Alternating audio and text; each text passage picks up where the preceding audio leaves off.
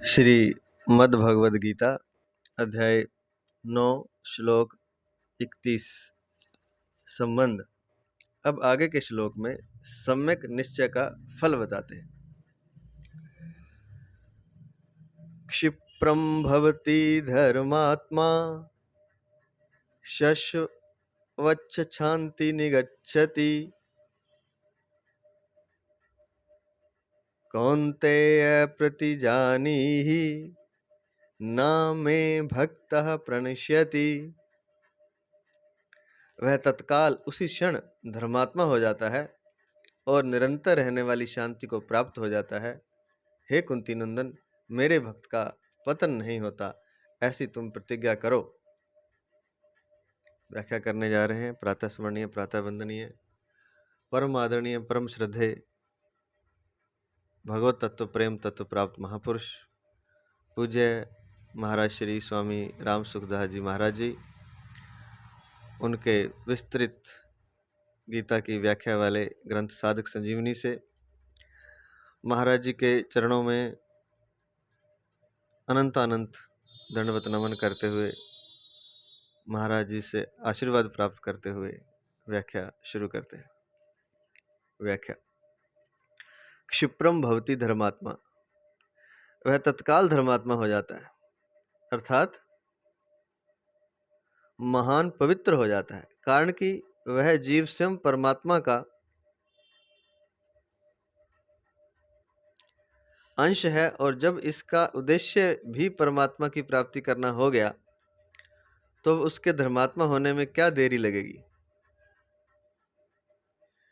अब वह पापात्मा कैसे रहेगा, क्योंकि वह धर्मात्मा तो स्वतः था ही, केवल संसार के संबंध के कारण उसमें पापात्मापन आया था जो कि आगंतुक था।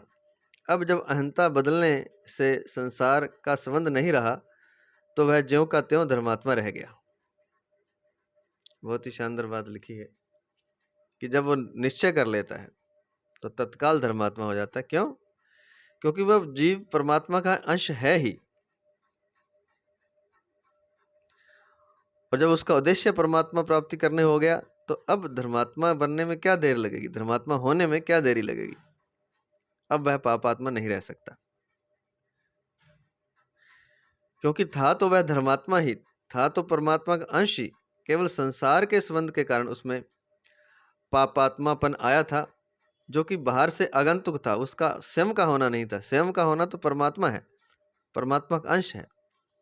तो जब उसने दृढ़ निश्चय कर लिया और परमात्मा से संबंध जोड़ लिया तो जो आगंतुकपन था वो समाप्त हो गया और वह अहंता बदलने से संसार का संबंध नहीं रहा तो वह ज्यों का त्यों धर्मात्मा रह गया। अहंता कैसे बदलनी है वो बता दिया कि मैं केवल मात्र परमात्मा का हूँ और केवल मात्र परमात्मा ही मेरे हैं, मैं बस और किसी का नहीं हूँ, केवल परमात्मा का हूँ।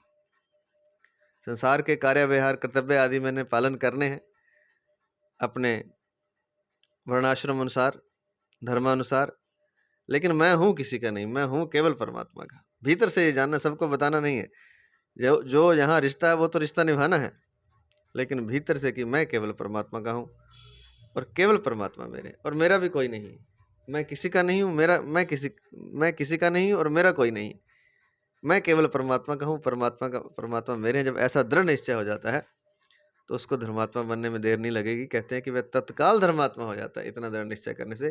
क्यों? क्योंकि वह पहले से ही धर्मात्मा है, बस संसार से संबंध के कारण धर्मात्मापन उसे याद नहीं रहा था। अहंता बदलने से संसार का संबंध नहीं रहा तो वह ज्यों का त्यों रह गया, अर्थात धर्मात्मा रह गया। तो ये बात एक करनी है, दृढ़ निश्चय करना है कि मैं परमात्मा का हूँ, सुन रहेगा, और परमात्मा मेरे हैं। मैं केवल मात्र परमात्मा का हूँ और केवल मात्र परमात्मा ही मेरे हैं। ऐसा करते ही वह धर्मात्मा हो जाता है, तत्क्षण धर्मात्मा हो जाता है, महान पवित्र हो जाता है। यह जीव जब परमात्मा नहीं बना था तब भी पवित्र था, और जब पापात्मा बन गया तब भी वैसा ही पवित्र था, कारण कि परमात्मा का अंश होने से जीव सदा ही पवित्र है। केवल संसार के संबंध से वह पापात्मा बना था, संसार के संबंध से वह पापात्मा बना था, संसार का संबंध छूटते ही वह ज्यों का त्यों पवित्र रह गया। पाप करने की भावना रहते हुए मनुष्य मेरे को केवल भगवान की तरफ ही चलना है, ऐसा निश्चय नहीं कर सकता।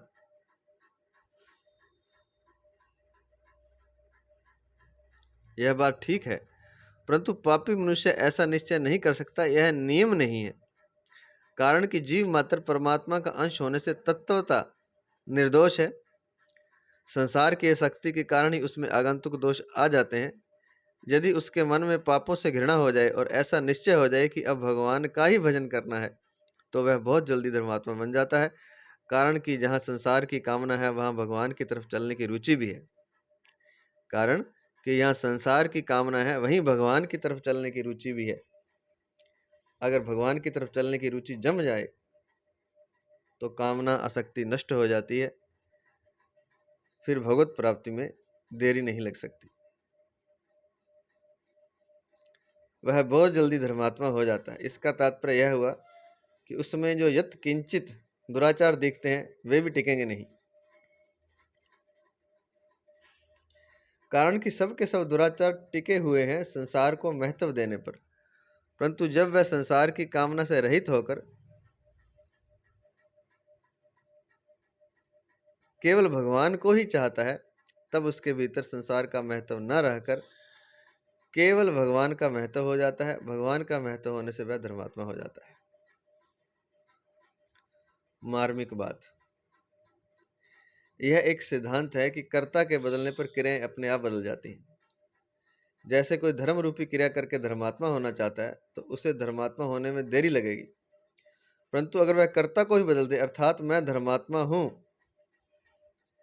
ऐसे अपनी अहंता को ही बदल दे, तो वह बहुत जल्दी धर्मात्मा बन जाएगा।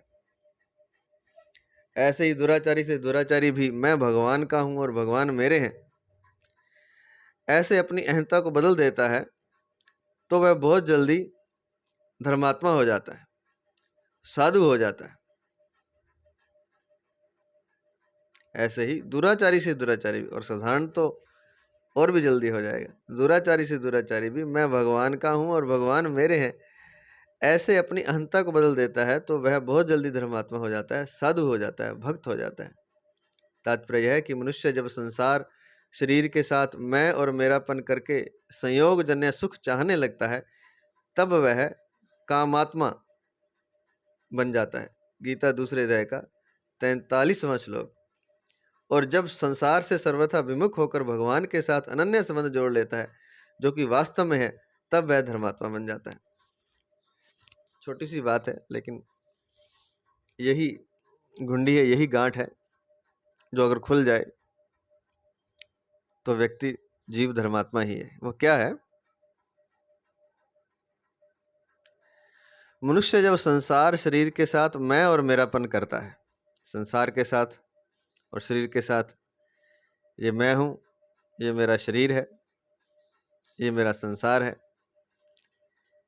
संसार की चीजों के साथ अपनापन करता है, मेरापन करता है, मैंपन करता है। तो मनुष्य जब संसार शरीर के साथ मैं और मेरापन करके संयोग जन्य सुख चाहने लगता है, और क्यों करता है मैं और मेरापन? कि उससे मुझे सुख मिलेगा।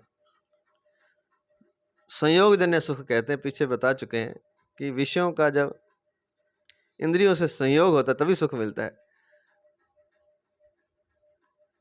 और विषयों को प्राप्त करने के लिए संसार को मेरा मानना पड़ेगा, शरीर को मैं मानना पड़ेगा, मैं और मेरा करना पड़ेगा, तभी जा करके संयोग जन्य सुख प्राप्त होता है।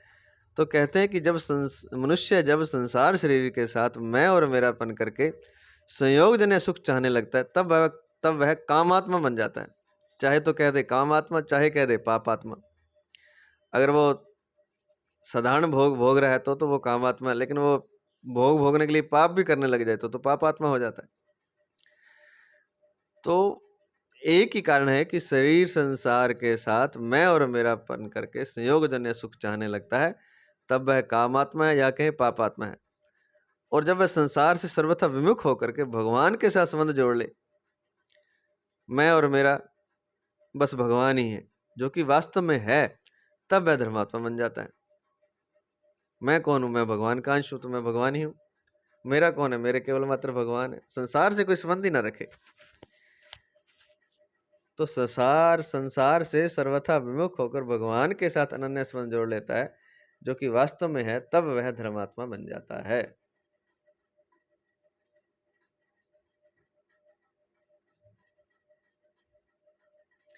साधारण दृष्टि से लोग यही समझते हैं कि मनुष्य सत्य बोलने से सत्यवादी होता है और चोरी करने से चोर होता है, परंतु वास्तव में ऐसी बात नहीं है। जब स्वयं सत्यवादी होता है, अर्थात मैं सत्य बोलने वाला हूँ, ऐसी अहंता को अपने में पकड़ लेता है, तब वह सत्य बोलता है और सत्य बोलने से उसकी सत्यवादिता दृढ़ हो जाती है। ऐसे ही चोर होता है, वह मैं चोर हूँ ऐसी अहंता को पकड़कर ही चोरी करता है और चोरी करने से उसका चोरपना दृढ़ हो जाता है। परंतु जिसकी अहंता में मैं चोर हूं ही नहीं ऐसा दृढ़ भाव है, वह चोरी नहीं कर सकता। तात्पर्य यह हुआ कि अहंता के परिवर्तन से क्रियाओं का परिवर्तन हो जाता है। तो ये बहुत शानदार बात है। लोग ऐसा सोचते हैं कि सत्य बोलने से सत्यवादी होता है, चोरी करने से चोर होता है, पर ऐसा नहीं है। वो अपने को चोर मानता तभी वो चोरी कर सकता है और अपने को सत्यवादी मानता तभी वो सत्य बोल सकता है। उल्टा है। हम सोचते हैं कि सत्य बोलने से सत्यवादी होता है और चोरी करने से चोर होता है, बल्कि है उल्टा। अपने को सत्यवादी मानने से उससे सत्य ही निकलता है और अपने को चोर मानने से उससे चोरी ही होती है। कहने का तात्पर्य यह कि कर्ता बदल देने से क्रियाएं बदल जाती है। अपने आप को आप जो मान रहे हैं, अगर आप अपने को संत मान रहे हैं तो आपकी क्रियाएं भी संत जैसी होगी। आप अगर अपने को कामी मान रहे हैं तो आपकी क्रियाएं भी कामी की जैसी होंगी। आप जो अपने को आपने संसारी मान लिया तो आपकी क्रियाएं संसार जैसी होंगी। आपने अपने को व्यापारी मान लिया तो आपकी क्रियाएं व्यापारी की तरह होंगी। जो आपने मान लिया, तो कहते हैं ना, मैं बढ़िया हूँ भाई, मैं तो मिट्टी से भी रुपए कमा सकता हूँ, मेरे तो खून में ही धन कमाने की कला है। अपने आप को क्या मान लिया? वणिक मान लिया, वनिया मान लिया, वैश्य मान लिया। वणिक मान लिया तो फिर वह व्यापार करेगा। वो कहता कि मैं क्षत्रिय हूँ, क्षत्रिय हूँ तो फिर मैं रक्षा करना और युद्ध करना मेरा धर्म है। मैं सिपाही हूँ, मैं फौजी हूँ। तो कर्ता बदलने से क्रियाएं बदल जाती हैं। कहने का तात्पर्य ये है, युद्ध करने क्रिया करने से कर्ता नहीं बदलता, लेकिन कर्ता बदलने से क्रियाएं बदल जाती हैं। तो ये बहुत बड़ी बात है। तो कर्ता बदलने की बात यह कह रहे हैं महाराज जी। इन दोनों दृष्टांतों से यह सिद्ध हुआ कि कर्ता जैसा होता है उसके द्वारा वैसे ही कर्म होते हैं और जैसे कर्म होते हैं वैसा ही कर्तापन दृढ़ हो जाता है। ऐसे ही यहाँ दुराचारी भी अनन्य भाग होकर, अर्थात मैं केवल भगवान का हूँ और केवल भगवान ही मेरे हैं, ऐसे अनन्य भाव से भगवान के साथ संबंध जोड़ लेता है, तो उसकी अहंता में मैं भगवान का हूँ, संसार का नहीं हूँ, यह भाव दृढ़ हो जाता है। मैं भगवान का हूँ, संसार का नहीं हूँ, यह भाव अपने आप दृढ़ हो जाता है, जो कि वास्तव में सत्य है।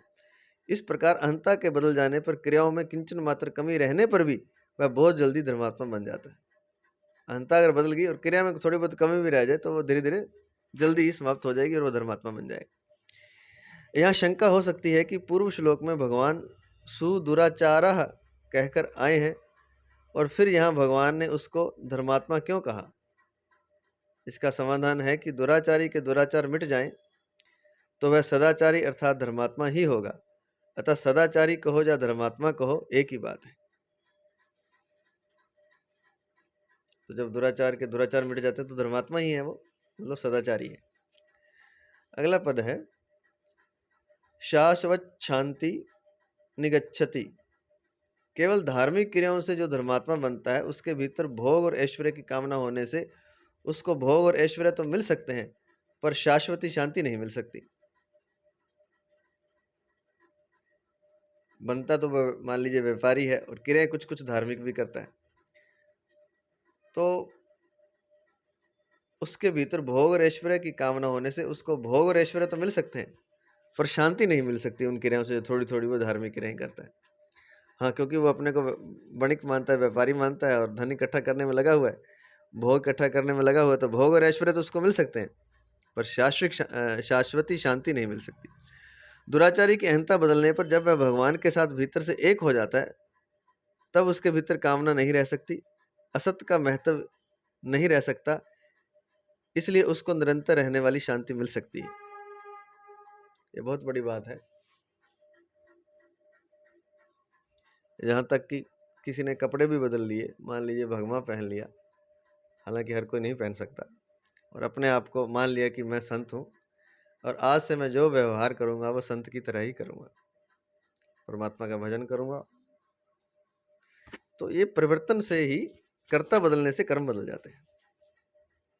तो वह धर्मात्मा बन सकता है जल्दी, जब उसने अपने आप को बदल लिया। अगर वो संसारी बन करके थोड़े थोड़े धर्मात्मा के कार्य करता है, पूजा करता है, पाठ करता है, दान करता है, पुण्य करता है, या कुछ और भी करता है धार्मिक कार्य, तो वो कर्ता तो नहीं बदला, उसके कार्य बदल रहे हैं, तो अभी वो संसार में ही है। लेकिन वो कर्ता ही बदल दिया उसने, धार्मिक हो गया, वो भगवा पहन लिया, अब वो अपने आप ही उससे गलत कार्य होंगे नहीं।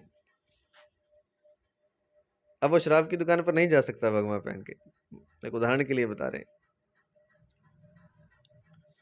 अब जो धार्मिक कार्य करे, सिंपल वस्त्रों में रहता है, अपने आप को संत नहीं माना, वो धार्मिक कार्य के समय तो धार्मिक कार्य करेगा, हो सकता है शाम को वो शराब की दुकान पर चला जाए और किसी गलत जगह चला जाए।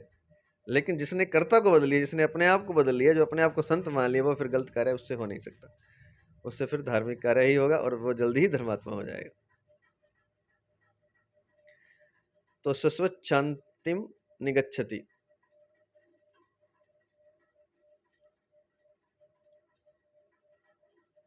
दुराचारी की अहंता बदलने पर जब वह भगवान के साथ भीतर से एक हो जाता है, तब उसके भीतर कामना नहीं रह सकती, उस असत का महत्व नहीं रह सकता,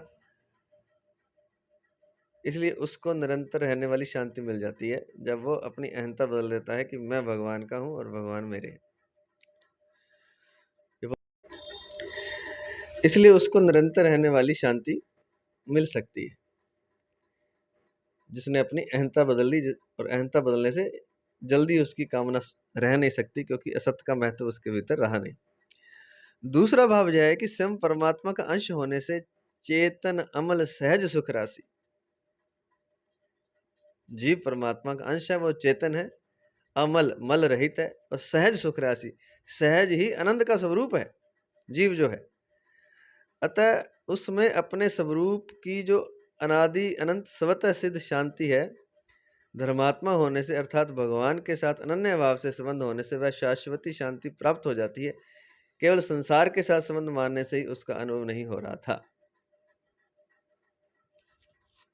मुख्य बात यह है कि आपकी चेतना कहाँ लगी हुई है। अगर संसार की तरफ लगी हुई है तो आप संसारी हैं और आपसे पाप बनने की संभावना है। एक तो ये बात है, ये दूसरे भाव में बताइए। और अगर आपकी चेतना भगवान में लगी हुई है, आपका चिंतन भगवान में है, तो आप धर्मात्मा हैं, और नहीं है तो जल्दी ही धर्मात्मा हो जाएंगे। एक तो ये बात बताया, और एक बात ये है कि कर्ता ही जब बदल जाता है, अहंता जब बदलने से कि मैं परमात्मा का हूँ, परमात्मा मेरे हैं, तब सारा कुछ अपने आप हो जाता है, सच्चित आनंद अवस्था को प्राप्त हो जाता है, और असत संसार से उसका संबंध विच्छेद हो जाता है। आगे कहते हैं, कौन्तेय प्रतिजानीहि ना में भक्त प्रणश्यति। यह मेरे भक्त का पतन नहीं होता, ऐसी प्रतिज्ञा भगवान अर्जुन से करवाते हैं, स्वयं नहीं करते। लिखा है ना श्लोक में कि मेरे भक्त का पतन नहीं होता, ऐसी तुम प्रतिज्ञा करो। कौन्तेय प्रतिजानीहि, प्रतिज्ञा करो, हे कौन्तेय, हे अर्जुन, हे कुंती नंदन, ना में भक्त, मेरे भक्त का प्रणश्यति ना, पतन नहीं होता, ये प्रतिज्ञा करो। तो ये प्रतिज्ञा भगवान अर्जुन से करवाते हैं, स्वयं नहीं करते। इसका आशय यह है कि अभी युद्ध का आरंभ होने वाला है और भगवान ने पहले ही हाथ में शस्त्र न लेने की प्रतिज्ञा कर ली है, परंतु जब आगे भीष्म जी यह प्रतिज्ञा कर लेंगे कि आज जो हरे ही न शस्त्र गहाऊं, तो लाजों गंगा जननी को शांतनु सुत न खाऊं। क्योंकि भगवान तो त्रिकाल लगे हैं, आगे वाली बातें भी पहले ही जानते हैं। उनको पता है कि भीष्म पितामह प्रतिज्ञा करेंगे। क्या प्रतिज्ञा की उन्होंने? आजू जो हर ही न शस्त्र गहाऊं। अगर आज हरि अर्थात भगवान श्री कृष्ण के हाथों से शस्त्र ना उठाऊं, उन्होंने प्रतिज्ञा कर रखी है कि नहीं उठाऊंगा। और कहते कि अगर ना उठवाऊंगा शस्त्र उनसे तो लाजों गंगा जननी को, तो अपने आप को गंगा की जननी नहीं, गंगा का पुत्र नहीं मानूंगा और लजाऊंगा इस बात पर, या अपनी माँ गंगा को भी लजा दूंगा। तो लाजों गंगा जननी को शांतनु सुत न कहूं, शांतनु सुत न कहूं, अपने आप को शांतनु का पुत्र नहीं कहूंगा। तो परंतु अब आगे भीष्म जी यह प्रतिज्ञा कर लेंगे तो उस समय भगवान की प्रतिज्ञा तो टूट जाएगी।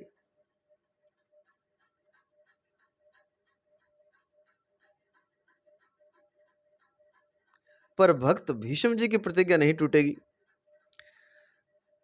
भगवान ने चौथे अध्याय के तीसरे श्लोक में भक्तोसी में सखा चेती कहकर अर्जुन को अपना भक्त स्वीकार किया है। अतः भगवान अर्जुन से कहते हैं कि भैया तू प्रतिज्ञा कर ले, कारण कि तेरे द्वारा प्रतिज्ञा करने पर अगर मैं खुद भी तेरी प्रतिज्ञा तोड़ना चाहूंगा तो भी तोड़ नहीं सकूंगा, फिर और तोड़ेगा ही कौन। तात्पर्य हुआ कि अगर भक्त प्रतिज्ञा करे तो उस प्रतिज्ञा के विरुद्ध मेरी प्रतिज्ञा भी नहीं चलेगी। ये बड़ी टेक्निकल बात है, बड़ी बारीक बात है ये भी।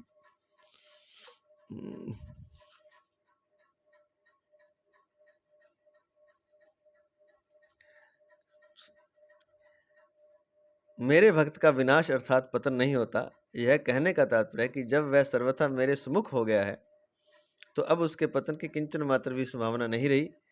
पतन का कारण तो शरीर के साथ अपना संबंध मान लेना ही था। अब उस माने हुए संबंध से सर्वथा विमुख होकर जब वह अनन्य भाव से मेरे ही सम्मुख हो गया तो अब उसके पतन की संभावना हो ही कैसे सकती है।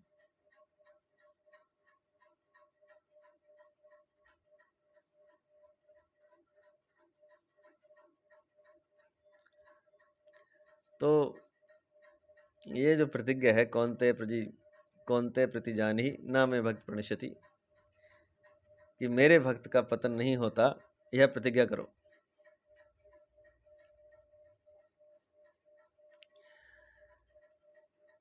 वो कहते हैं कि ऐसी प्रतिज्ञा भगवान अर्जुन से करवाते हैं, स्वयं नहीं करते। इसका आशय यह है कि अभी युद्ध का आरंभ होने वाला है और भगवान ने पहले ही हाथ में शस्त्र न लेने की प्रतिज्ञा कर ली है।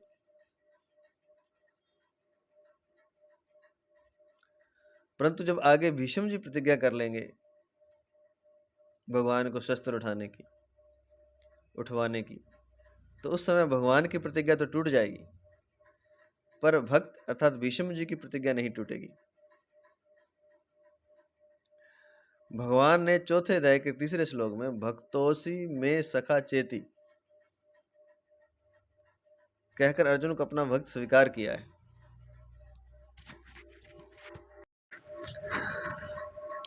तो जब भीष्म जी प्रतिज्ञा करेंगे तो उस समय भगवान की प्रतिज्ञा तो टूट जाएगी, पर भक्त भीष्म जी की प्रतिज्ञा नहीं टूटेगी। तो इसलिए अर्जुन से भी प्रतिज्ञा करवा रहे हैं कि मेरी प्रतिज्ञा तो शायद, क्योंकि तोड़नी पड़ जाएगी मेरे को, तो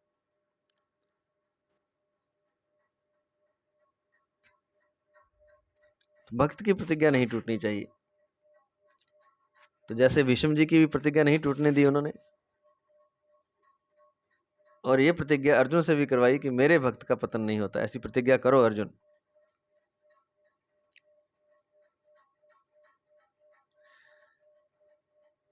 तो भगवान ने चौथे अध्याय के तीसरे श्लोक में भक्तोसी में सखा चेती कहकर अर्जुन को अपना भक्त स्वीकार किया। अतः भगवान अर्जुन से कहते हैं कि भैया तू प्रतिज्ञा कर ले, क्योंकि भक्त को आज्ञा दे सकते हैं।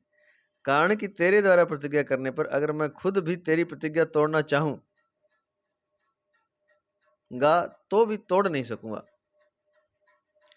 फिर और तोड़ेगा ही क्यों, क्योंकि भगवान तो अपनी प्रतिज्ञा तोड़ देंगे आगे आने वाले समय में। जैसे बताया कि भीष्म पितामह ने जब प्रतिज्ञा की तो भगवान ने शस्त्र ना उठाने का प्रतिज्ञा की थी, लेकिन उन्होंने शस्त्र उठा लिया, तो भगवान की प्रतिज्ञा तो टूट सकती है।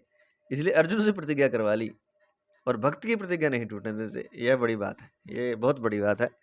अगर भक्त कोई अपने आप को भगवान का भक्त मानकर कोई प्रतिज्ञा कर ले, जैसे यही प्रतिज्ञा अर्जुन से करवा रहे हैं कि मेरे भक्त का पतन नहीं होता, ये प्रतिज्ञा अगर कोई भक्त कर ले कि भगवान के भक्त का अर्थात मेरा पतन नहीं होगा क्योंकि मैं भगवान का भक्त हूँ, तो उसका पतन हो नहीं सकता। ये बहुत बड़ी बात है, इसको समझने वाली बात है।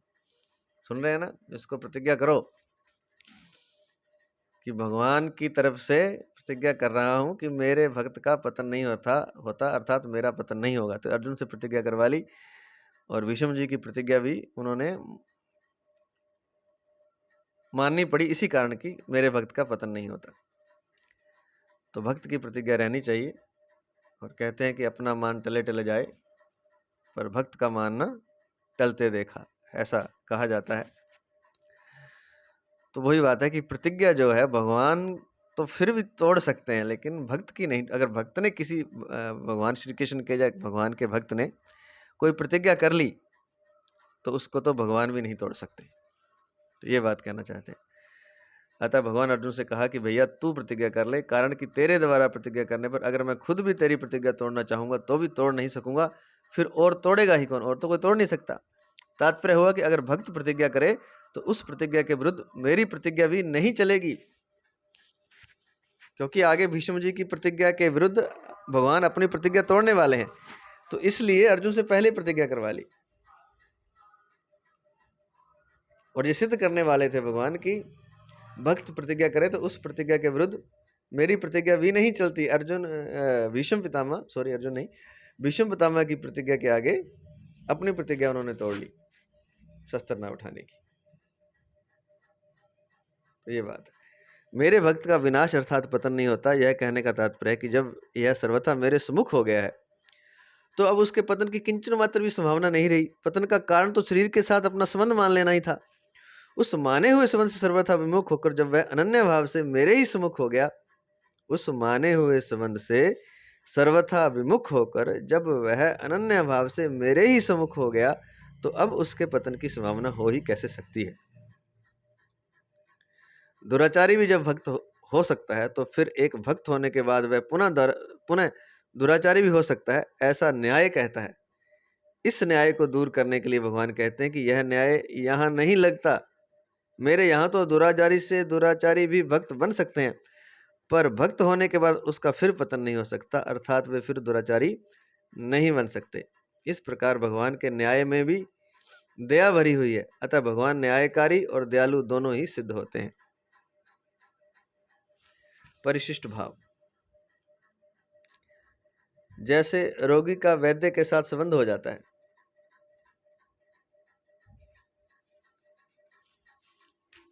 रोगी का वैद्य के साथ संबंध हो जाता है, ऐसे ही अपनी निर्बलता का और भगवान की सर्वसमर्थता का विश्वास होने पर मनुष्य का भगवान के साथ संबंध हो जाता है। तात्पर्य कि जब मनुष्य संसार के दुखों से घबरा जाता है और उनको मिटाने में अपनी निर्बलता का अनुभव करता है, पर साथ ही साथ उसमें यह विश्वास रहता है कि सर्वसमर्थ भगवान की कृपा शक्ति से मेरी यह निर्बलता दूर हो सकती है, मैं संसारिक दुखों से बच सकता हूँ, तब वह तत्काल भक्त हो जाता है। क्षिप्रम भवति धर्मात्मा, भूखे व्यक्ति को अन्न मिल जाए तो क्या भोजन करने में देरी लगेगी? ये एक और बहुत बड़ी बात लिखी हुई है कि जैसे रोगी का, क्योंकि रोगी निर्बल हो गया, अब खुद तो इलाज कर नहीं सकता, तो वैद्य के पास जाना पड़ेगा, तो वैद्य से संबंध हो जाएगा, वैद्य की माननी पड़ेगी सारी बात। तो रोगी का वैद्य के साथ अगर रोग कोई लंबा हो, जिसके कहते हैं वो पुराना रोग हो, तो फिर तो पक्का ही संबंध हो जाता है वैद्य के साथ। ऐसे ही जब मनुष्य अपनी निर्बलता का अनुभव करता है कि मैं बहुत कमजोर हूँ, शरीर से भी मन से भी, और परिस्थितियां ऐसी विकट आ गई हैं कि मेरा कुछ वश ही नहीं चल रहा, कोई संभालने वाला नहीं है, कोई कुछ करने वाला नहीं है, कोई इस दुख से मुझे निकालने वाला नहीं है, इस रोग से निकालने वाला नहीं है, इस निर्बलता से निकालने वाला नहीं है, तब उसे भगवान की याद आती है, और भगवान की सर्वसमर्थता का विश्वास होने पर मनुष्य का भगवान के साथ संबंध हो जाता है। फिर वो कहता है कि हे भगवान, अब तो तू ही बचा सकता है, तू ही मुझे इस निर्बलता से, इस दुख से, इस नरक से, इस रोग से निकाल सकता है, और तो कोई निकालेगा नहीं। तब वह भक्त बन जाता है, जब भगवान की सर्वसमर्थता पर विश्वास होकर भगवान से प्रार्थना करता है कि तेरे सिवाय कौन करेगा, तू ही कर सकता है, तो भगवान के साथ भक्त का संबंध हो जाता है। तात्पर्य कि जब मनुष्य संसार के दुखों से घबरा जाता है और उनको मिटाने में अपनी निर्बलता का अनुभव करता है, पर साथ ही साथ उसमें यह विश्वास रहता है कि मैं तो निर्बल हूँ, पर भगवान तो कुछ भी कर सकते हैं, क्षण में कर सकते हैं। संपूर्ण ब्रह्मांड को चला रहे हैं, उनके लिए क्या मुश्किल है?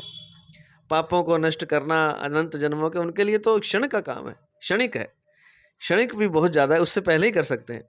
जब उसको ये विश्वास हो जाता है कि सर्वसमर्थ भगवान की कृपा शक्ति से मेरी यह निर्बलता, मेरा यह रोग दूर हो सकता है, मेरा यह कष्ट दूर हो सकता है, मैं संसारिक दुखों से बच सकता हूँ, तब वह तत्काल भक्त हो जाता है। क्यों? क्योंकि भगवान पर भरोसा कर लेता है कि भगवान करेंगे और भगवान कर सकते हैं, तब वह तत्काल भक्त हो जाता है। क्षिप्रम भवति धर्मात्मा, क्षण में वह भक्त हो जाता है। भूखे व्यक्ति को अन्न मिल जाए जैसे, तो भोजन करने में क्या देर लगेगी? जब वह भक्त हो गया तो धर्मात्मा होने में क्या देर लगेगी? जब तक मनुष्य को अपने में कुछ बल, योग्यता, विशेषता दिखती है, तब तक वह अनन्य भाग नहीं होता। वह अनन्य भाग तभी होता है जब उसको दूसरा कोई उसके दुखों को मिटाने वाला नहीं दिखता। अनन्य भाग होते ही वह धर्मात्मा अर्थात भगवान का भक्त हो जाता है। जब उसे दिखता है कि कोई सहारा नहीं रहा, जैसे गज मुक्ति के प्रसंग में जब मगरमच्छ ने जल में, गराह ने जल में गज को पकड़ लिया, हाथी को पकड़ लिया, 1000 साल तक कहते हैं कि भागवत में लिखा है कि वो उधर से मगरमच्छ उसको खींचता रहा, उधर हाथी खींचता। हाथी भी बहुत बलवान था, मगरमच्छ भी बलवान था, क्योंकि अब जल, चूंकि जल का जीव मगरमच्छ था, तो मगर उसको अंत में जीत गया 1000 साल बाद। और 1000 के उस दौरान हाथी जो था वो भी बड़ा राजा था, हाथियों का राजा था। बहुत से हाथी उसकी आज्ञा मानते थे, उसके साथ चलते थे, बहुत सी हथनियाँ उसके साथ चलती थी। उस दिन वो जब जल में उतरा तो क्रीड़ा करने के लिए हथनियों को साथ लेकर, हाथियों को साथ लेकर, अपने परिवार को साथ लेकर जल क्रीड़ा करने के लिए ही वह जल में उतरा था। लेकिन गराह ने पकड़ लिया, मगरमच्छ ने पकड़ लिया। अब बहुत जोर लगाया उसने बाहर निकलने का, 1000 साल तक प्रयास किया। दूसरे हाथी जो उसके साथ, उन्होंने भी जोर लगाया। शुरू में जो उसके साथ हथनियाँ थी, उन्होंने भी सूंड से एक दूसरे को पकड़ के जोर लगाया, लेकिन बात बनी नहीं। और जब बात नहीं बनी, ऐसा ही तो संसार में होता, तो उन्होंने देखा ये तो अब मरेगा, ये तो अब मरेगा, मगरमच्छ इसको पानी में खींच के खा जाएगा, हम क्यों परिश्रम करें, हम इसको छोड़ दें, क्योंकि इसके साथ रहे तो हम भी डूब जाएंगे, हम भी मर जाएंगे। ऐसा ही तो होता है मनुष्य के साथ। जब कोई बहुत विकट परिस्थिति में गिर जाता है तो सारे उसको छोड़ के चले जाते हैं, जितने भी उसके साथी संगी होते हैं, मित्र, दोस्त, रिश्तेदार, सब, क्योंकि उनको पता ये तो डूब गया। अब जा तो इसको हालांकि निकाल सकते हैं, लेकिन निकालना नहीं चाहता, उनको पहले ही भय हो जाता है कि ये तो डूबा हुआ है, अब कहीं हम ना डूब जाएं। तो वो सारे हाथी रथनियाँ उसको छोड़ के चले गए। लेकिन वो हाथी बलवान था, धीरे धीरे उसका बल क्षीण हुआ और अंत में वो अपने आप को उसने बलहीन महसूस किया, जब उसे लगा कि अब तो मगरमच्छ भारी पड़ रहा है और अब लेके ही जाएगा, अब कोई चारा नहीं बचा। बिल्कुल निर्बल अपने आप को महसूस किया। कहते हैं ना, निर्बल केवल राम, तभी उसे भगवान का स्मरण हुआ है। और कमल का एक पुष्प जल में तैरता हुआ जा रहा था, तो उसने अपनी सूंड से कमल उठाया और भगवान से प्रार्थना की कि अब तो आप ही बचा सकते हो। ना मेरे संगी साथी बचा सके, ना मेरी पत्नियां हथनियां बचा सकी, ना मेरे मित्र बचा सके, और ना मेरा भी बल अब क्षीण हुआ जाता है, बस समाप्त है सब कुछ, अब तो मरने ही वाला हूं। आप ही निर्बल केवल राम है, आप ही बचा सकते हैं। कहते हैं कि पहला अक्षर भी उसने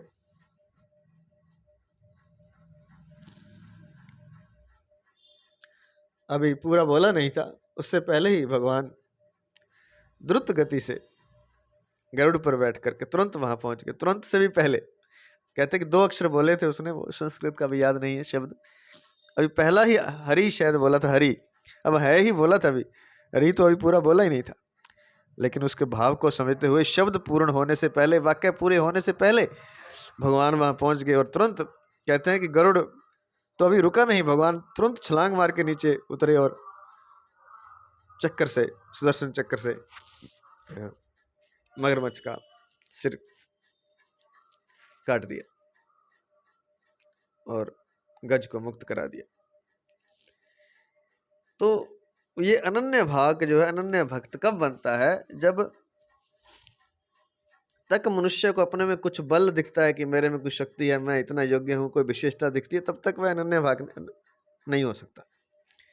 अनन्य भाग का मतलब केवल मात्र भगवान का आश्रय। अभी तक तो अपने बल का, अपनी योग्यता का, अपनी विशेषता थोड़ी भी दिख रही है, तो अपनी बल योग्यता विशेषता का आश्रय ले रखा है, तब तक वह अनन्य भाग नहीं है। जब उसे लगता है कि अब तो गया, अब तो मरा, अब तो डूबा, अब तो ना शरीर में शक्ति बची है, ना मन में शक्ति बची है, ना धन है, ना कोई रिश्ता है, ना कोई नाता है, तब उसको लगता है अब तो गया, अब मरा, अब मैं निर्बल हूं, अब मेरा सहारा कोई नहीं दिखाई। तब वह भगवान को जब पुकारता है, तब वह भक्त हो जाता है। और कहते हैं कि जब भक्त हो जाता है, क्षिप्रम भवति धर्मात्मा, तुरंत वह धर्मात्मा हो जाता है। अनन्य भक्त तभी होता है जब दूसरा कोई उसके दुखों को मिटाने वाला नहीं दिखता। अनन्य भाग होते ही वह धर्मात्मा अर्थात भगवान का भक्त हो जाता है। भक्त का पतन नहीं होता, याद रखना, क्योंकि ये कह दिया कौन्तेय प्रतिजानी ना मैं भक्त प्रणश्यति, मेरे भक्त का कभी पतन नहीं होता। क्यों नहीं होता? क्योंकि वह भगवान निष्ठ होता है, अर्थात उसके साधन और साध्य भगवान ही होते हैं।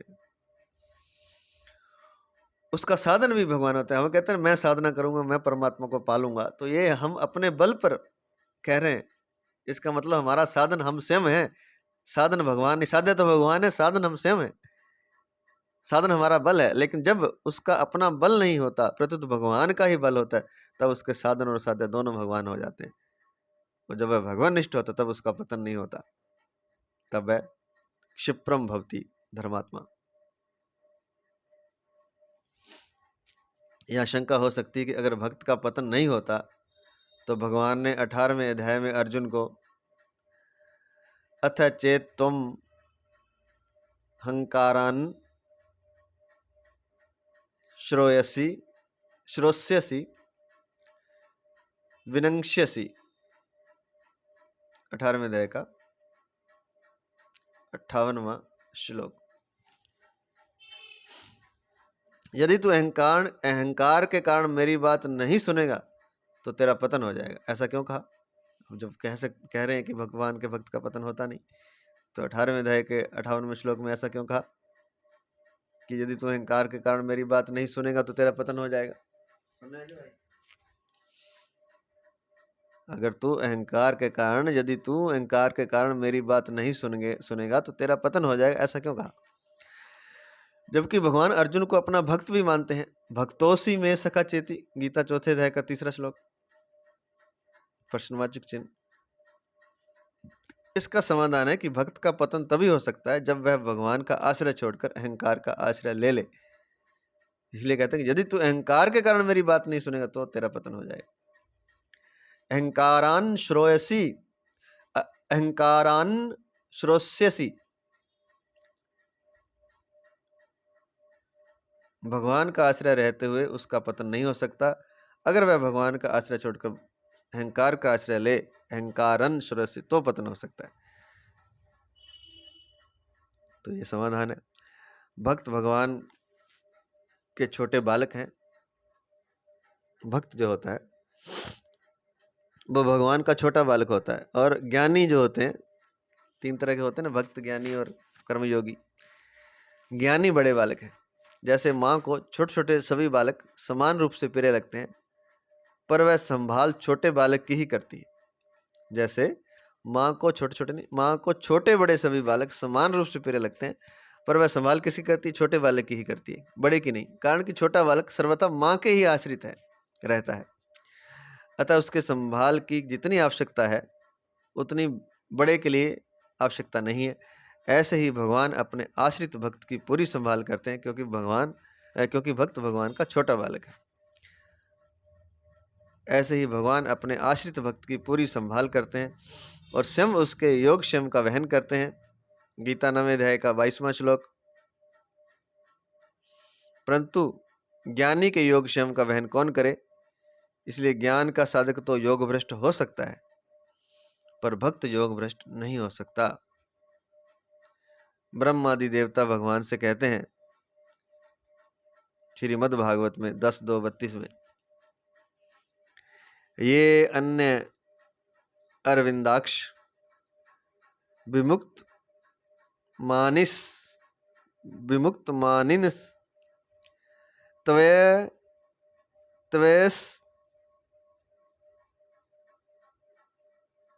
त्वयस्त भावाद विशुद्ध बुद्धयः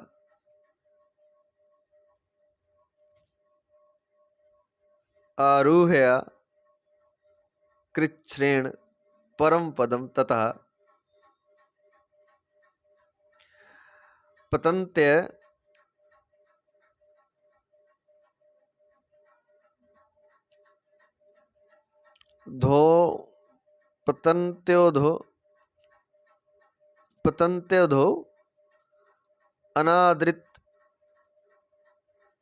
अनादृत्य उष्मदंघ्रया। ये पूरा शब्द सही नहीं समझ आ रहा है, जैसा भी उच्चारण है श्री मद्भागवत पुराण का 10:2-32 में है।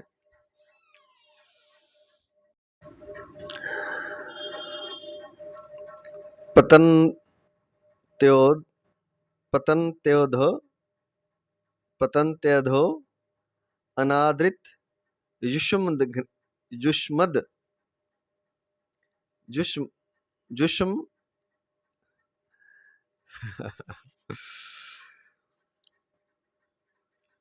पतन्त्यध्योनादृत युष्मदंघ्रिया। चलिए, जैसा भी उच्चारण है, इसका अर्थ है, हे कमल नयन, जो लोग आपके चरणों की शरण नहीं लेते और आपकी भक्ति से रहित होने के कारण जिनकी बुद्धि भी शुद्ध नहीं है, वे अपने को मुक्त तो मानते हैं, पर वास्तव में वे वध ही हैं। वे यदि कष्टपूर्वक साधन करके ऊंचे से ऊंचे पद पर भी पहुंच जाएं, तो भी वहां से नीचे गिर जाते हैं। तथा नाते माधव तावका क्वचिद भ्रश्यन्ति मार्गा त्वयि बद्ध सौहृदाः तवयाभिगुप्ता विचरन्ति निर्भया विनायकानि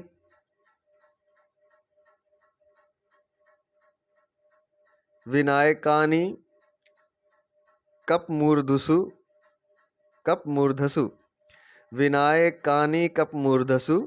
प्रभो। श्रीमद्भागवत 10:2-33। परंतु भगवान जो आपके भक्त हैं, जिन्होंने आपके चरणों में अपनी सच्ची प्रीति जोड़ रखी है, वे कभी उन ज्ञान अभिमानियों की तरह अपने साधन से गिरते नहीं। प्रभु आपके द्वारा सुरक्षित होने के कारण वे बड़े बड़े विघ्न डालने वाली सेना के सरदारों के सिर पर पैर रखकर निर्भय होकर विचरते हैं। कोई भी विघ्न उनके मार्ग में रुकावट नहीं डाल सकता। तो कहने का तात्पर्य यह है कि जो ज्ञानी है वो तो भटक भी सकता है, वो नीचे भी गिर सकता है, योग भ्रष्ट भी हो सकता है, लेकिन जो भगवान का भक्त है वो उसका कभी पतन नहीं होता। और यहाँ तक कह दी कि जो बड़े बड़े विघ्न आते हैं, उन विघ्नों के जो सेना है, उन विघ्नों की सेना के सरदार जो हैं, उनके सिर पर पैर रखकर वो निर्भय विचरते हैं। विघ्नों के सेना के सरदारों के सिर के ऊपर पैर रखकर वो पार हो जाते हैं। कोई भी विघ्न उनके मार्ग में रुकावट नहीं डाल सकता। किनके मार्ग में? जो भगवान के भक्त हैं, जो ये कहते हैं कि मैं केवल किसका हूं? मैं केवल भगवान का हूं और भगवान केवल मेरे हैं। और भगवान की स्तुति करते हुए वेद कहते हैं,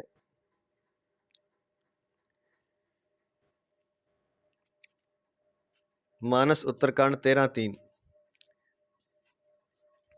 जे ज्ञान मान विमत तव भवहरणी भक्ति न आदरी ते पाई सुर दुर्लभ पदादपि परत हम देखत हरि। विश्वास करी सब आस परी हरि दास तव जे होई रहे, जपि नाम तब बिनु श्रम तरहि, भवनाथ सो सम राम है। ज्ञान योग के साधक में कुछ कमी रहने से पतन हो सकता है, पर भक्ति योग के साधक में कुछ कमी रहने पर भी पतन नहीं होता। इसलिए भगवान कहते हैं, बाध्यमानो अपि मद भक्तो विषयैर जितेन्द्रियः प्रायः प्रगलभ्य भक्त्या विषयैर विषयैर नाभिभूयते। श्रीमद् भागवत 11, 14, 18 में कहते हैं कि उद्धव जी, मेरा जो भक्त अभी जितेंद्रिय नहीं हो सका है और संसार के विषय बार बार उसे बाधा पहुंचाते रहते हैं, अपनी ओर खींचते रहते हैं, तो भी वह प्रतिक्षण बढ़ने वाली मेरी भक्ति के प्रभाव से प्राय विषयों से पराजित नहीं होता। और फिर लिखते हैं, न वासुदेव भक्ता नाम शुभम विद्यते क्वचित। महाभारत अनुशासन पर्व 149-131 में दिया है कि भगवान के भक्तों का कहीं कभी भी अशुभ नहीं होता। ना वासुदेव भक्ता नाम शुभम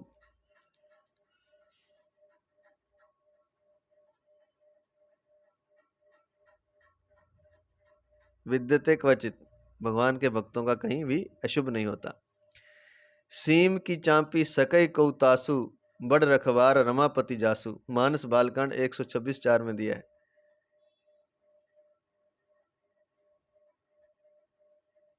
कहते हैं कि जिसको भगवान रखते हो, जिसकी रक्षा भगवान करते हो, उसकी सीमा की सीम की चांपी सकई कौतासु, उसकी सीमा अर्थात उसको जिसकी रक्षा भगवान करें तो उसको कौन कुछ कष्ट पहुंचा सकता है। अगला पद है, कौन्तेय प्रतिजानीहि। भगवान अर्जुन को प्रतिज्ञा करने के लिए कहते हैं, क्योंकि भक्त की प्रतिज्ञा भगवान भी टाल नहीं सकते। भक्ति भगवान की कमजोरी है। हर बंदे की कमजोरी होती है। किसी का धन कमजोरी होता है, किसी का नशा कमजोरी होता है, उसको दे दो, फिर उससे जो मर्जी करवा लो। किसी का भोजन कमजोरी होता है, किसी का कुछ, किसी का कुछ। भगवान की कमजोरी भी है। भगवान की कमजोरी भक्ति है।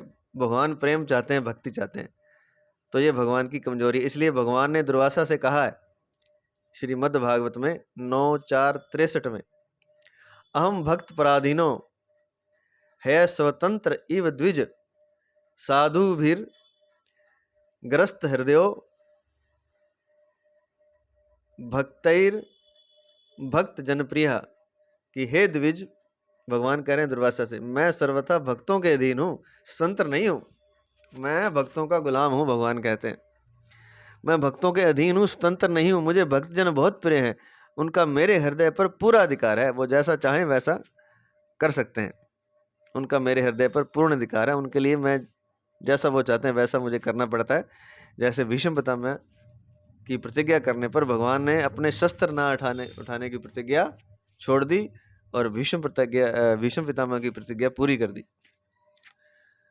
हे द्विज, मैं सर्वथा भक्तों के अधीन हूँ, स्वतंत्र नहीं। मुझे भक्तजन बहुत प्रिय हैं, उनका मेरे हृदय पर पूर्ण अधिकार है।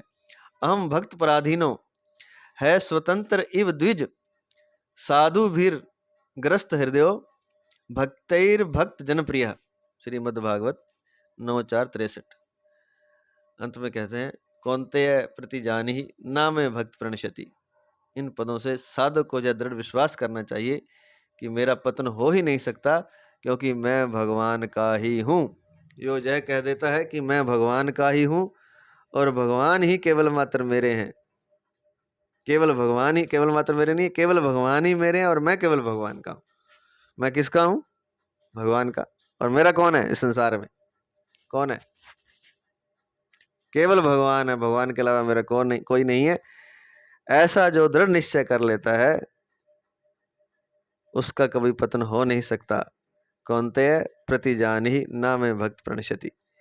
आज इतना ही। जय श्री कृष्ण, जय श्री कृष्ण, जय श्री कृष्ण।